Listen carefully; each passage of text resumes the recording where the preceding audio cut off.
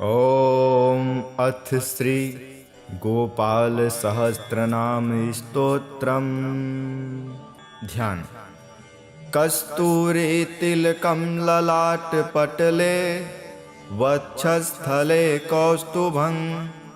नासाग्रे वरमौक्तिकं करतले वेणुः करे कङ्कणं सर्वाङ्गे हरिचन्दनं सुललितं कंठे च मुक्तावली गोपस्त्री परिवेष्टितो विजयते गोपालचूडामणिः फुल्लेन्दीवरकान्तिमिन्दुवदनं बर्हावतं सप्रियं श्रीवत्साङ्कमुदारकौस्तुभधरं पीताम्बरं सुन्दरं गोपीनाङ्नयनोत्पलार्चिततनुं गोगोपसङ्घावृतं गोविन्दं कलवेणुवादनपरं दिव्याङ्गभूषं भजे। स्तोत्रम्। ॐ क्लीं देवः कामदेवः कामबीजशिरोमणिः श्रीगोपालो महिपालः सर्ववेदाङ्गपारगः धरणीपाललोको धन्यः पुण्डरीकः सनातनः गोपतिर्भूपतिः शास्ता प्रहर्ता विश्वतोमुखः आदिकर्ता महाकर्ता महाकालः प्रतापवान् जगजीवो जगद्धाता जगद्भर्ता जगद्वसुः मत्स्यो भीमः कुहू भर्ता हर्ता वाराहमूर्तिमान् नारायणो हृषिकेशो गोविन्दो गरुडध्वजः गोकुलेन्द्रो महाचन्द्रः सर्वरिप्रियकारकः कमलामुखलोलाक्षः पुण्डरीकस्वभावः दुर्वासः कपिलो भौमः सिन्धुसागरसङ्गमः गोविन्दो गोपतिर्गोत्रः कालिन्दीप्रेमपूरकः गोपस्वामी गोकुलेन्द्रो गोवर्धनवरप्रदः नन्दादिगोकुलत्राता दाता दारिद्र्यभञ्जनः सर्वमङ्गलदाता च सर्वकामप्रदायकः आदिकर्ता महीभर्ता सर्वसागरसिन्धुजः गजगामी गजोद्धारी कामी कामकलानिधिः कलङ्कहरितश्चन्द्रो बिम्बास्यो बिम्बसत्तमः मालाकारः कृपाकारः कोकिलास्वरभूषणः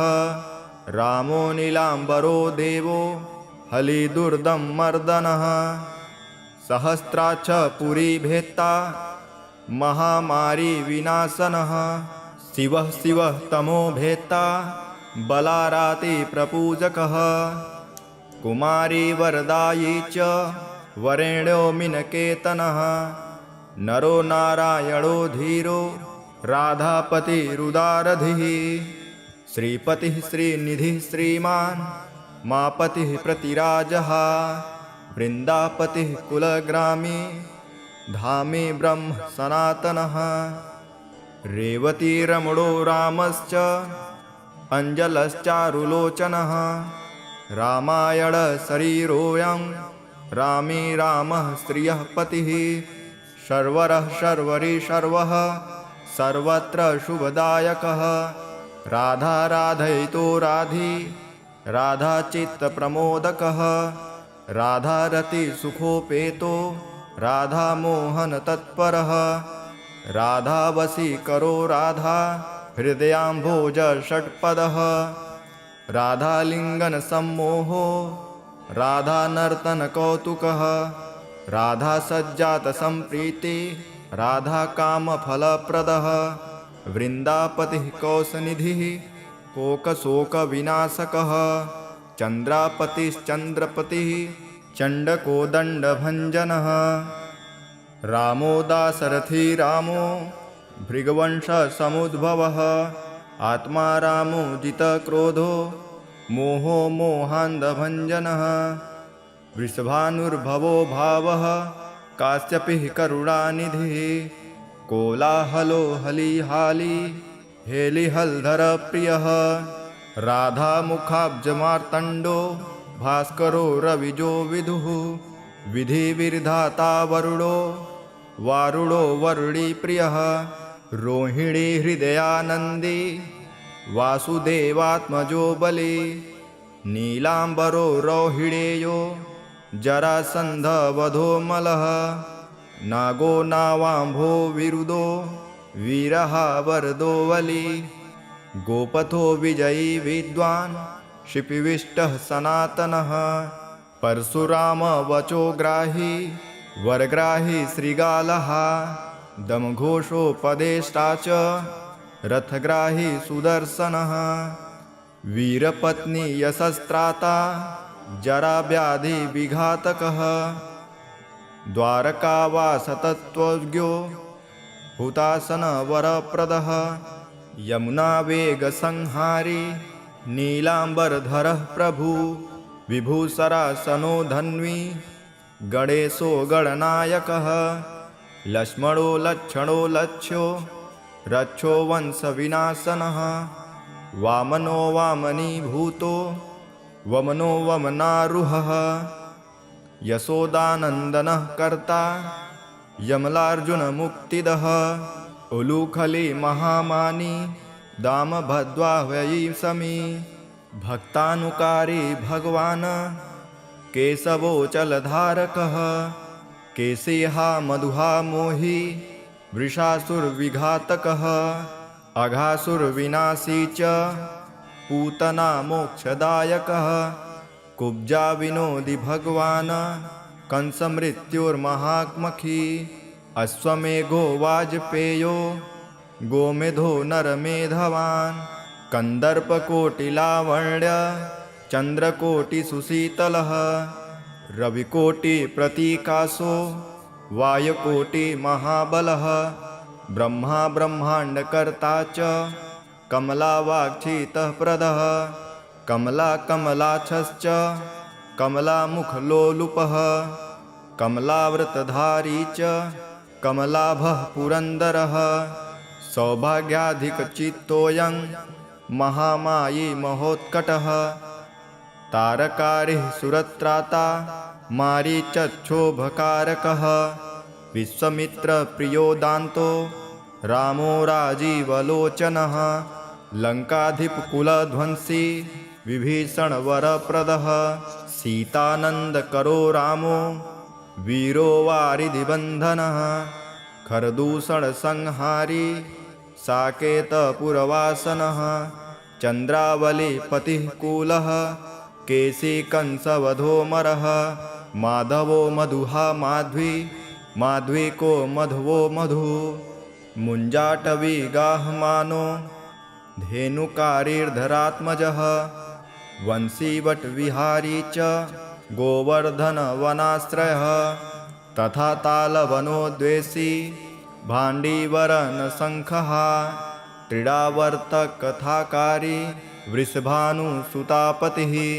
राधाप्राणसमो राधा वन्दना भजधूव्रतः गोपीरञ्जनदैवज्ञो लीलाकमलपूजितः क्रीडाकमलसन्दोहो गोपिकाप्रीतिरञ्जनः रञ्जको रञ्जनो रङ्गो रङ्गीरङ्गमहीरुहः कामकामारिभक्तोऽयं पुराणपुरुषः कवि नारदो देवलो भीमो बालो बालमुखाम्बुजः अम्बुजो ब्रह्मसाक्षी च योगी दन्तवरो मनुः योगी दत्तवरो मुनिः ऋषभः पर्वतो ग्रामो नदी पवनवल्लभः पद्मनाभं सुरज्येष्ठो ब्रह्मा रुद्रहिभूषितः गणानां त्राणकर्ता च गणेशो ग्रहिणो ग्रही गणाश्रयो गणाध्यक्ष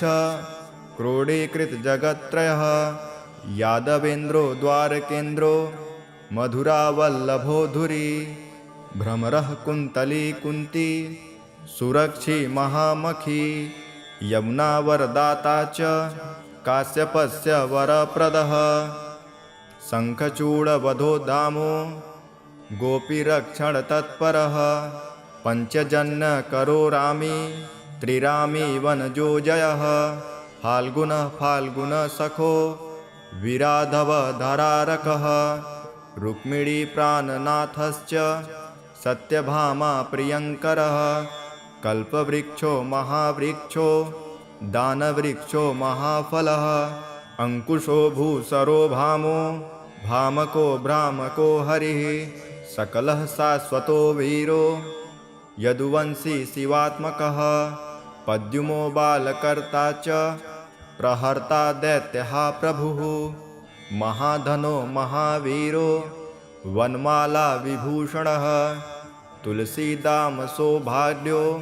जालंधर विनाशनः सुरः सूर्यो मृकण्डश्च भास्करो विश्वपूजितः रविस्तमोहावह्निश्च वाण्डवो बलवानलः दैत्यदर्प विनाशी च गरुडो गरुडाग्रजः गोपीनाथो महीनाथो वृन्दानाथो वरोधकः प्रपञ्ची पञ्चरूपश्च लतागुल्मश्च गोपतिः गंगा च यमुना रूपो गोदावेत्रवती तथा कावेरी नर्मदा तापी गंडकी सरयुस्तथा राजसस्तामसः सत्त्वी सर्वांगी सर्वलोचनः सुधामयो मृतमयो योगिनी वल्लभः शिवः बुद्धो बुद्धिमतां श्रेष्ठो विष्णुर्जिष्णुः सचीपतिः वंशी वंशधरो लोको विलोको मोहनासनः रवरावो रवो रावो बालो बलबलाहकः शिवो रुद्रो नलो नीलो लांगली लांगलाश्रयः पारदः पावनो हंसो हंसारूढ़ो जगत्पतिः मोहिनी मोहनो मायी महामायो महामखी वृषो वृषा कपिः कालः काली दमनकारकः कुब्जा भाग्यप्रदो वीरो रजक क्षयकारकः कोमलो वरुणो राजा जलजो जलधारकः हारकः सर्वपापघ्नः परमेष्ठी पितामहः खड्गधारी कृपाकारी राधारमण सुंदरः द्वादशारण्य संभोगी शेषनाग फलालयः कामः श्यामः सुखस्त्रिदः श्रीपतिः श्रीनिधिः कृतिः हरिर्हरो नरो नारो नरोत्तम इषुप्रियः गोपालिचित्तहर्ता च कर्ता संसारतारकः आदिदेवो महादेवो गौरीगुरुनाश्रयः साधुर्मधुर्विधुर्धाता भ्राता क्रूरपरायणः रोलम्बी च हयग्रीयो वानरारिर्वनाश्रयः वनं वनी वनाध्यक्षो महावन्द्यो महामुनिः शैमन्तकमणिप्राज्ञो विज्ञो विघ्नविघातकः गोवर्धनो वर्धनीयो वर्धनी वर्धनप्रियः वर्धन्यो वर्धनो वर्धी वार्धिन्य सुमुखप्रियः वर्धितो वृद्धको वृद्धो वृन्दारक जनप्रियः गोपाल रमणी भर्ता सांबकुष्ठ विनाशनः रुक्मिणी हरणः प्रेम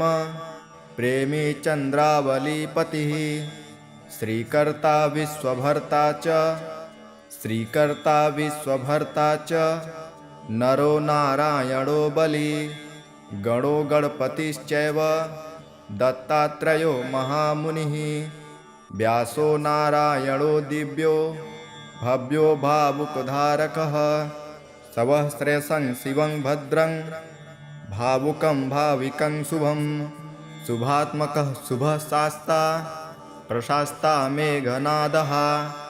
ब्रह्मण्यदेवो दीनानामुद्धारक रणक्षमः कृष्णः कमलपत्राक्ष कृष्णः कमललोचनः कृष्णः कामी सदा कृष्णः समस्तप्रियकारकः नन्दो नन्दी महानन्दी मादी मादनकः किली मिली हिली गिली गोली गोलो गोलालयो गुली, गुग्गुली मारकी साखी, वटः पिप्पलकः स्कृति, म्लेच्छः हालहर्ता च, यशोदा यश एव च, अच्युतः केशवो विष्णु, हरिः सत्यो जनार्दनः, हंसो नारायणो लीलो, नीलो भक्तिपरायणः, जानकी वल्लभो रामो, विरामो विघ्ननाशनः, सहस्रांशुर्महाभानु, वीरबाहुर्महोदधिः, समुद्रोब्धिरकूपारः, पारावारः सरित्पतिः, गोकुलानन्दकारी च, प्रतिज्ञापरिपालकः, सदा रामः कृपारामो, महारामो धनुर्धरः, पर्वतः पर्वताकारो, गयो गेयो द्विजप्रियः, कम्बलाश्वतरो रामो, रामायणप्रवर्तकः, द्योर्दिवो दिवसो दिव्यो, द्योर्दिवो दिवसो दिव्यो, भव्यो भवि भयापहः, पार्वती भाग्ययसहितो, भ्राता लक्ष्मीविलासवान्, विलासी साहसी सर्वे, गर्वी गर्वितलोचनः, मुरारिर्लोकधर्मज्ञो, जीवनो जीवनान्तकः,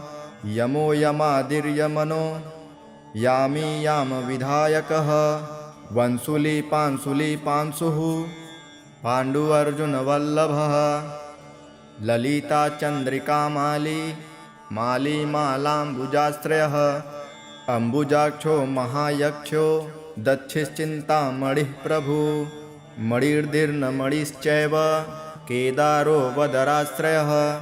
बदरीवनसम्प्रीतो, व्यासः सत्यवतीसुतः, अमरारिनिहन्ता च, सुधासिन्धुर्विदुधयः, चन्द्रो रवि शिवः शूली, चक्री चैव गदाधरः, श्रीकर्ता श्रीपतिः श्रीदः, श्रीदेवो देवकीसुतः, श्रीपतिः पुण्डरीकाक्षः, पद्मनाभो जगत्पतिः, वासुदेवो प्रमेयात्मा, केशवो गरुडध्वजः, नारायणः परं धाम, देवदेवो महेश्वरः, चक्रपाणिः कलापूर्णो, वेदवेद्यो दयानिधिः, भगवान् सर्वभूतेषु, गोपालः सर्वपालकः, अनन्तो निर्गुणोऽनन्तो, निर्विकल्पो निरञ्जनः, निराधारो निराकारो, निराभासो निराश्रयः, पुरुषः प्रणवातीतो, मुकुन्दः परमेश्वरः, क्षणावनिः सार्वभौमो, वैकुण्ठो भक्तवत्सलः, विष्णुर्दामोदरः कृष्णो, माधवो मथुरापतिः, देवकी गर्भसम्भूतो, यशोदावत्सलो हरिः, शिवः सङ्कर्षणः शम्भु, भूतनाथो दिवस्पतिः, अव्ययः सर्वधर्मज्ञो, निर्मलो निरुपद्रवः, निर्वाणनायको नित्यो, नीलजीमुतसन्निभः, कलाक्षयश्च सर्वज्ञ, कलाक्षयः सर्वज्ञः, कमलारूपतत्परः, ऋषिकेशः पीतवासो, वासुदेवप्रियात्मजः, नन्दगोपकुमारार्यो, नवनीतासनः प्रभु, पुराणपुरुषः श्रेष्ठः, शङ्खपाणिः सुवक्रमः, अनिरुद्धश्च चक्ररथः, सारङ्गपाणिश्चतुर्भुजः, गदाधरः सुरार्तिघ्नो, गोविन्दो नन्दकायुधः, वृन्दावनचरः शौरी, वेणुवाद्यविशारदः, तृणावर्तान्तको भीमो, साहसो बहुविक्रमः, शकटासुरसंहारी, वकासुरविनाशनः, धेनुकासुरसङ्घातः, पूतनारीनृकेसरी, पीतामहो गुरुः साक्षी, प्रत्यगात्मा सदाशिवः, अप्रमेयः प्रभुप्राज्ञो, अप्रतर्क्य स्वप्नवर्धनः, क्षीराब्धिशयनो धाता, लक्ष्मीवान् लक्ष्मणाग्रजः, धात्रीपतिरमेयात्मा, चन्द्रशेखरपूजितः, लोकसाक्षी जगच्चक्षुः पुण्यचारित्रकीर्तनः कोटिमन्मथसौन्दर्यो जगन्मोहविनिग्रहः मन्दस्मिततमो गोपो गोपिकापरिवेष्टितः हुल्लारवीन्द्रनयनः चाडुरान्ध्रनिषूदनः इन्दीवरदलश्यामो बहिर्बर्हावतंसकः मुरलीनीनदाल्यादो दिव्यमाल्याम्बराश्रयः शुकपोलयुगः शुभ्रू युगलः सुललाटकः कम्बुग्रीवो विशालाक्षो लक्ष्मीवान् शुभलक्षणः पीनवक्षाश्चतुर्बाहु चतुर्मूर्तिस्त्रिविक्रमः कलङ्करहितः शुद्धः दुष्टशत्रुनिबर्हणः किरीटकुण्डलधरः कटकाङ्गदमण्डितः मुद्रिकाभरणोपेतः कटिसूत्रविराजितः मञ्जीररज्जितपदः सर्वाभरणभूषितः विन्यस्तपादयुगलो दिव्यमङ्गलविग्रहः गोपिकानयनानन्दः पुण्यचन्द्रनिभाननः समस्तजगदानन्दः सुन्दरो लोकनन्दनः यमुनातीरसञ्चारी राधामन्मथवैभवः गोपनारीप्रियोदान्तो गोपीवस्त्रापहारकः शृङ्गारमूर्तिः श्रीधाम तारको मूलकारणं सृष्टिसंरक्षणोपायः क्रूरासुरविभञ्जनः नरकासुरहारी च मुरारिवैरिमर्दनः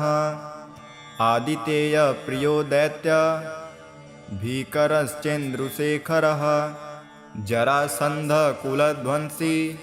कंसारातिः सुविक्रमः पुण्यश्लोकः कीर्तनीयो यादवेन्द्रो जगन्नुतः रुक्मिणीरमणः सत्यभामा जाम्बवती प्रियः मित्रविन्दानाग्नजिति लक्ष्मणासमुपासितः सुधाकरकुले जातो अनन्तप्रबलविक्रमः सर्वसौभाग्यसम्पन्नो द्वारकायामुपस्थितः भद्रासूर्यसुतानाथो लीलामानुषविग्रहः सहस्रषोडशस्त्रीशो भोगमोक्षैकदायकः वेदान्तवेद्यः संवेद्यो वेद्यो ब्रह्माण्डनायकः गोवर्धनधरो नाथ गोवर्धनधरो नाथः सर्वजीवदयापरः मूर्तिमान् सर्वभूतात्मा आर्तत्राणपरायणः सर्वज्ञः सर्वसुलभः सर्वशास्त्रविशारदः सर्वगुणैश्वर्यसम्पन्नो पूर्णकामो धुरन्धरः महानुभावः कैवल्यदायको लोकनायकः आदिमध्यान्तरहितः शुद्धसात्विकविग्रहः असमानः समस्तात्मा शरणागतवत्सलः उत्पत्तिस्थितिसंहार कारणं सर्वकारणं गम्भीरः सर्वभावज्ञः सच्चिदानन्दविग्रहः विश्वक्सेनः सत्यसङ्घः सत्यवान् सत्यविक्रमः सत्यव्रतः सत्यसंज्ञः सर्वधर्मपरायणः आपन्नार्तिप्रशमनो द्रौपदीमानरक्षकः कन्दर्पजनकः प्राज्ञो जगन्नाटकवैभवः भक्तिवैश्यो गुणातीतः सर्वैस्सर्वप्रदायकः दमघोषसुतद्वेषी बाणबाहुविखण्डनः भीष्मभक्तिप्रदो दिव्यः कौरवान्वयनाशनः कौन्तेयप्रियबन्धुश्च पार्थश्चन्दनसारथी नारसिंहो महावीरः स्तम्भजातो महाबलः प्रह्लादवरदः सत्यो देवपूज्यो भयङ्करः उपेन्द्र इन्द्रावर्जो वामनो बलिबन्धनः गजेन्द्रवरदः स्वामी सर्वदेव नमस्कृतः शेषपर्यङ्कशयनो वैतनेयरथोजयी अव्याहत बलैश्वर्य सम्पन्नः पूर्णमानसः योगेश्वरेश्वरः साक्षी क्षेत्रज्ञो ज्ञानदायकः योगी हृत्पङ्कजावासो योगमाया समन्वितः नादबिन्दुकलातीत चतुर्वर्गफलप्रदः सुषुम्नामार्गसञ्चारी देहस्यान्तसंस्थितः देहस्यान्तरसंस्थितः देहेन्द्रियमनः प्राण साक्षी चेतः प्रसादकः सूक्ष्मः सर्वगतो देही ज्ञानदर्पणगोचरः तत्त्वत्रयात्मको व्यक्तः कुण्डली समुपाश्रितः ब्रह्मणः सर्वधर्मज्ञः शान्तो दान्तो गतक्लमः श्रीनिवासः सदानन्दो विश्वमूर्तिर्महाप्रभु सहस्रशीर्षाणपुरुषः सहस्राक्षसहस्रपात् समस्तभुवनाधारः समस्तप्राणरक्षकः समस्तसर्वभावज्ञो गोपिकाप्राणवल्लभः नित्योत्सवो नित्यसौख्यो नित्यश्रीर्नित्यमङ्गलः विहार्चितो जगन्नाथः श्रीवैकुण्ठपुराधिपः पूर्णानन्दघनीभूतो गोपवेशधरो हरिः कलापकुसुमश्यामः कोमलः शान्तविग्रहः गोपाङ्गनावतोऽनन्तो वृन्दावनसमाश्रयः वेणुवादरतः श्रेष्ठो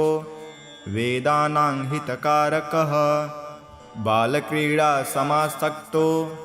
नवनीतस्य तस्करः गोपालकामिनीजारः चोरजारशिखामणिः परं ज्योतिपराकाशः परावासः परिस्फुटः अष्टादशाक्षरो मन्त्रो व्यापको लोकपावनः सप्तकोटिमहामन्त्र शेखरो देवशेखरः विज्ञानज्ञानसन्धान तेजोराशिर्जगत्पतिः भक्तलोकप्रसन्नात्मा भक्तमन्दारविग्रहः भक्तदारिद्र्यदमनो भक्तानां प्रीतिदायकः भक्ताधीनमनः पूज्यो भक्तलोकशिवङ्करः भक्ताभीष्टप्रदः सर्व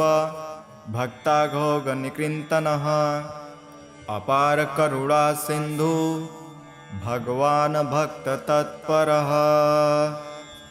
इति श्रीसम्मोहनतन्त्रे पार्वतीश्वरसंवादे श्रीगोपालसहस्रनामस्तोत्रं